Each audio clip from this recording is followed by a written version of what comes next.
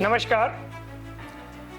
जब भी नया सत्र शुरू होता है तो पेरेंट्स के मन में बहुत सारे सवाल होते हैं कि जब वो अपने नौनिहाल बच्चे के लिए एक विद्यालय का चयन करता है तो वो सोचता है कि मैं कौन से विद्यालय में अपने बच्चे का एडमिशन करवाऊं। कई बार वो जिस विद्यालय में उसका बच्चा पढ़ रहा होता है तो वो उससे असंतुष्ट होता है, कई बार जो उसके परिणाम होते हैं वो उनसे असंतुष्ट होता है।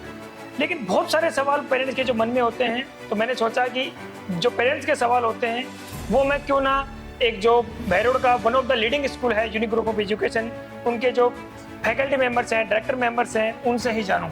नमस्कार, मेरा नाम है कृष्ण डीयर और मेरे साथ आज यूनिक ग्रुप ऑफ एजुकेशन के डायरेक्टर एंड उनकी टीम है। सर, आप सभी लोगों का बहुत बहुत हार्दिक स्वागत है।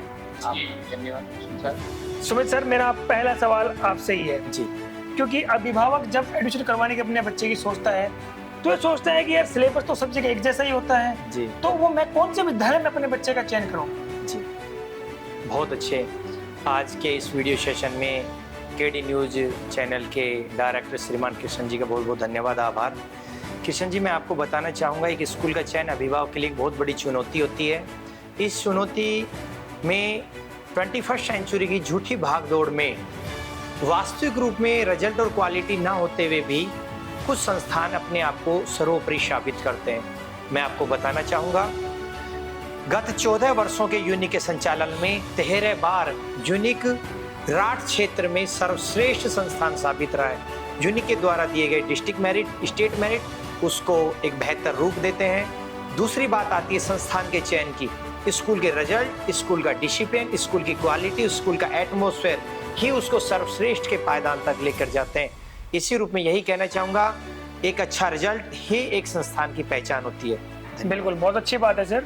मेरे साथ अगले सवाल के लिए कृष्ण सर उपस्थित हैं। कृष्ण सर, एक अभिभावक जब विद्यालय का चयन करता है अपने बच्चे के लिए, तो वो जो मुख्य बातें होती हैं, जो आप चाहे उनको 3 लें, 5 लें, 7 लें, आप बताएं कि एक पेरेंट्स को जब अपने एक विद्यालय का चयन करना होता है तो कौन कौन सी मुख्य बातों का वो ध्यान रखे जिससे वो अपने विद्यालय का चयन, अपने बच्चे के लिए विद्यालय का चयन करने में उसको आसानी रहे। बहुत अच्छा सवाल है कृष्ण सर।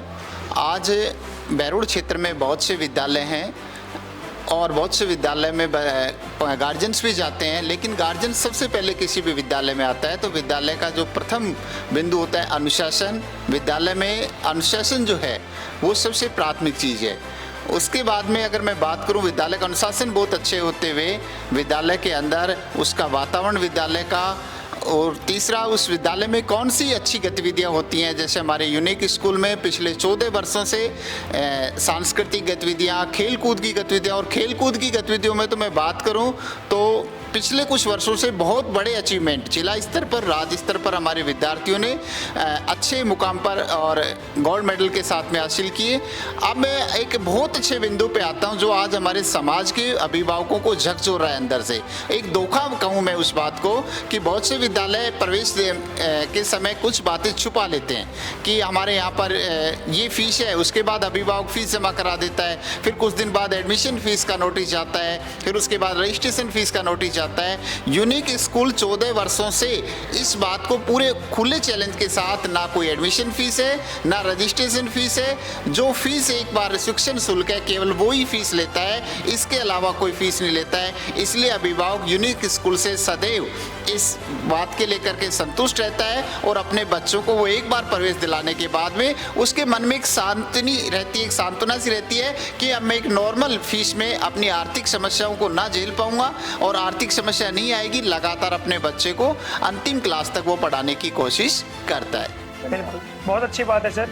मेरा अगला सवाल वेद सर आपसे रहेगा और मेरा सवाल आपसे ये है कि आजकल जब से एनसीबी की गाइडलाइंस आई हैं, सीबीएसई स्कूल हो चाहे आरबीएसई स्कूल हो, पैटर्न सेम हो गया है, एनसीईआरटी बेस्ड पैटर्न है। तो जो पेरेंट्स अपने बच्चों के लिए विद्यालय का चयन करता है तो उसको सीबीएसई स्कूल का चयन करना चाहिए या फिर आरबीएसई स्कूल का चयन करना चाहिए? सर, मैं आपको बताना चाहता हूँ, सीबीएसई और आरबीएसई दोनों में एनसीईआरटी कोर्स चलता है, जो सिलेबस एक ही है। उसके बाद आपको बताना चाहता हूँ कि जैसे आईआईटी, नीट, इनमें सिलेबस होता है वो एनसीईआरटी का ही होता है। उसमें कोई अलग से कोई बातें नहीं होती भाई एनसीईआरटी है या आरबीएसई है या सीबीएसई बोर्ड है, सिलेबस एक ही होता है। राज्य जो सरकार है वो जो सीबीएसई बोर्ड है और आरबीएसई में जो अंतर है, जैसे आरबीएसई बोर्ड के अंदर बहुत सी गार्गी पुरस्कार है, इंस्पायर अवार्ड है, ये आदि पुरस्कार देती है सरकार। जैसे आपको बताऊं, जैसे गार्गी पुरस्कार के लिए कक्षा 10th 11th और 12th के अंदर मिलती हैं जो राशि है। उसके बाद जो इंस्पायर अवार्ड है उसके लिए प्रतिवर्ष 80,000 रुपये मिलते हैं। जो बच्चे जो आपको बताना चाहता हूँ, जैसे उनकी कट ऑफ जाती है मेरिट की, उसके हिसाब से इंस्पायर अवार्ड बच्चे को प्राप्त होता है। इसके लिए हमारे यूनिक स्कूल में करोड़ों राशि प्राप्त कर चुके हैं हम इंस्पायर अवार्ड के लिए। सर बिल्कुल, बहुत अच्छी बात है सर मेरा शास्त्री सर से अगला वाला सवाल रहेगा। सर सवाल मेरा ये है कि आजकल जब बच्चा कक्षा 10वीं मान लीजिए, या फिर मान लीजिए आजकल तो 5वीं कक्षा में बोर्ड हो गया, 8th में भी हो गया, 10th और 12th के बाद में कंफ्यूजन में रहता है कि मुझे 10वीं के बाद में कौन से सब्जेक्ट लूँ मैं, 12th के बाद में मुझे IIT नीट की तैयारी करूँ मैं। बच्चे काउंसलिंग अच्छे से नहीं कर पाते, कई बार जो संस्थान होते हैं वहाँ पर अच्छे काउंसलर्स नहीं हो पाते हैं, या फिर जो बच्चे के जो पेरेंट्स होते हैं वो अच्छे से उसका चयन नहीं कर पाते हैं। तो काउंसलिंग कितना जरूरी हो गया आज के समय में, क्योंकि हर बच्चा जो भागदौड़ भरी जिंदगी में देखोगे आप 25-25 लाख फॉर्म भरे जा रहे हैं, 30-30 लाख फॉर्म भरे जा रहे हैं एक चीज़ का। काउंसलिंग आप कितना सही मानते हैं? जी देखिए कृष्ण जी, काउंसलिंग का चाहे वो एजुकेशन में हो चाहे जीवन के किसी भी फील्ड में हो, काउंसलिंग व्यक्ति को आगे बढ़ने की एक नई प्रेरणा देती है, और एजुकेशन में तो उसका महत्व 4 गुना और बढ़ जाता है। एडमिशन के समय में यदि बच्चे की प्रॉपर काउंसलिंग हो तो उस काउंसलिंग के जरिए बच्चे की अभिरुचि किस विषय में है, किस संकाय में है, बच्चे की अभियोग्यता क्या है, बच्चा क्या चाहता है, क्या अचीव करना चाहता है, ये सब हम काउंसलिंग के जरिए उस बच्चे की जानने की कोशिश करते हैं कि उसकी अभियोग्यता और अभिरुचि क्या है। नंबर 2, यूनिक जो परिवार है, यूनिक की अपनी एक 3 लेयर काउंसलिंग प्रोसेसिंग है, और उसको लेकर के यूनिक वर्ष पर्यंत काम करता है।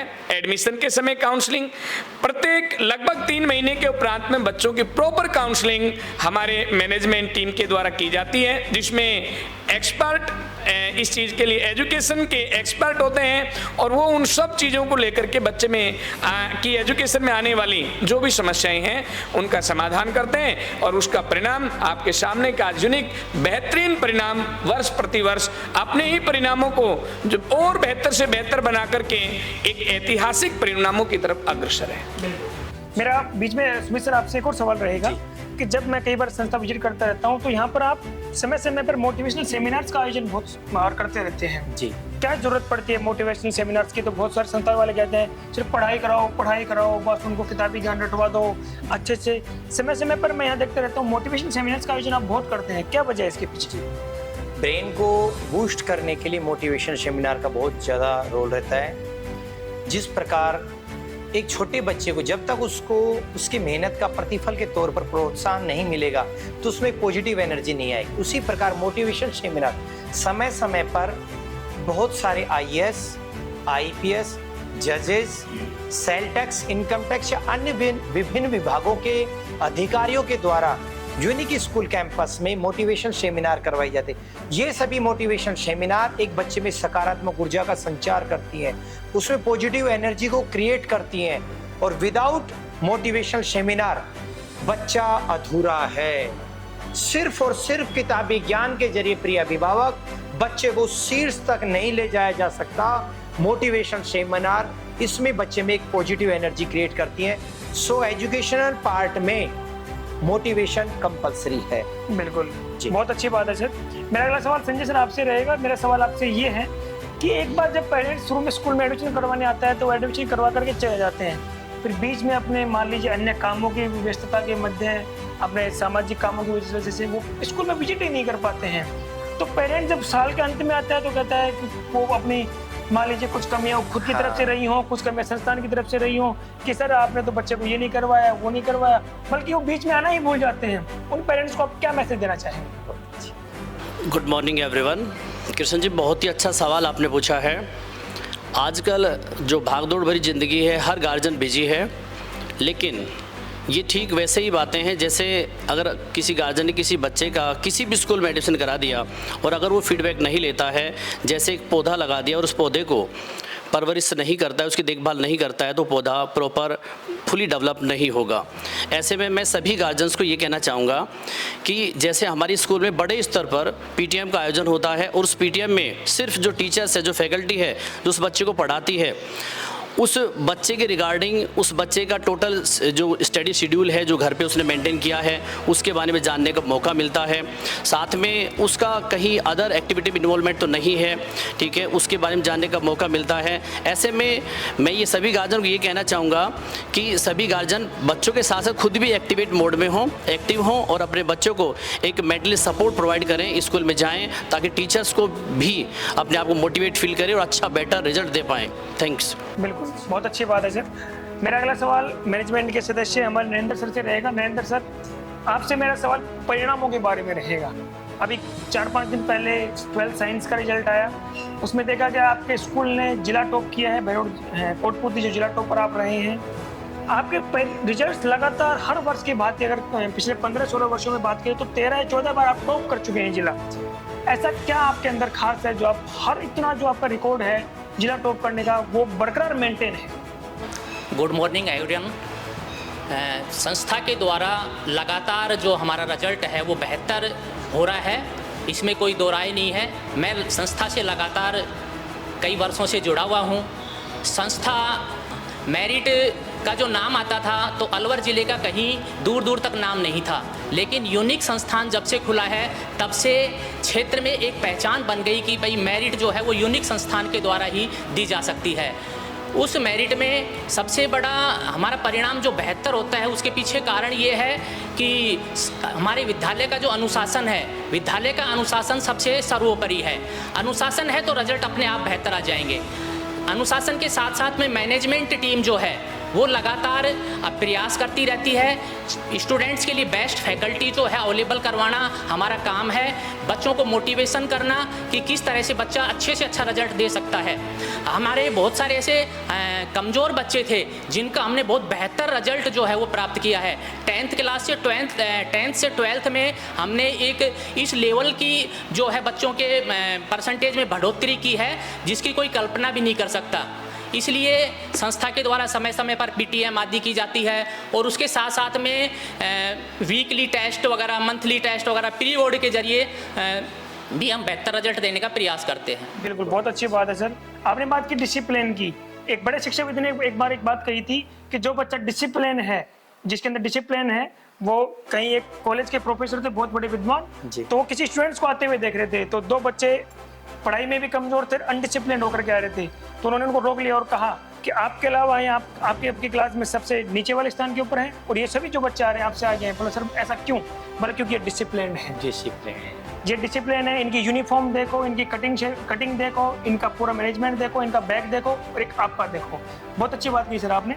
सुमित सर, मेरा अंतिम वाला सवाल आपसे है कि स्कूली एजुकेशन में सब बात करते हैं पढ़ाई की कि पढ़ाई बहुत अच्छी हो रही है, बढ़िया फैकल्टी है, बढ़िया वो है, लेकिन क्यों इस जो भागदौड़ भरी जिंदगी इसमें स्पोर्ट्स, अन्य कल्चरल एक्टिविटीज़, बहुत सारी चीज़ों को जो स्कूल वाले हैं भूल जाते हैं। वो सोचते हैं कि इसमें खर्चा हो जाएगा, क्यों बच्चों को बाहर भेजें, क्यों स्पोर्ट्स के अलग से टीचर लगाए जाएँ, जगह की भी कमी होती है।